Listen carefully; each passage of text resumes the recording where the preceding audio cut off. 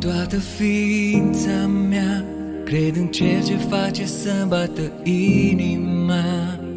Cred pe apele mari chema, lângă El te-am nici când nu voi avea. Când ești lângă mine știu orice umbră va pieri, căci Tu luminezi inima mea. Iar când norii negri vin, doar de Tine eu mă țin, căci Tu ești puternic împărat. Când ești lângă mine știu orice umbră va pieri, căci Tu luminezi inima mea. Iar când norii negri vin, doar de Tine eu mă țin, căci Tu ești puternic împărat.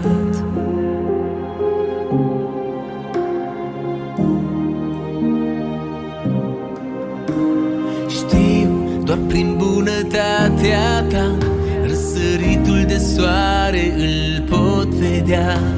Știu, chiar dacă n-ar străluci, Domnul meu, Tu pe cale lumină-mi vei fi. Când ești lângă mine știu orice umbră va pieri, căci Tu luminezi inima mea. Iar când norii negri vin, doar de Tine eu mă țin, căci Tu ești puternic împărat. Când ești lângă mine știu orice umbră va pieri, căci Tu luminezi inima mea. Iar când norii negri vin, doar de Tine eu mă țin, căci Tu ești puternic împărat.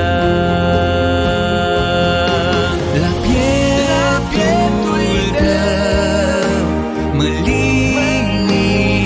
liniștesc, mă ierți și atunci când greșit pășesc.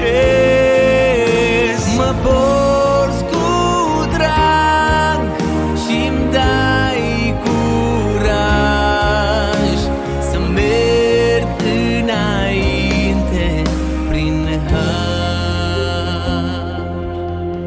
Când ești lângă mine știu orice umbră va pieri, căci Tu luminezi inima mea.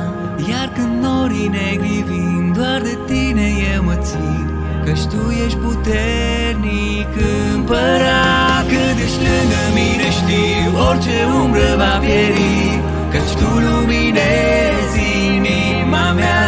Iar când norii negri vin, doar de Tine eu mă țin, căci Tu ești puternic împărat. Căci Tu ești puternic împărat.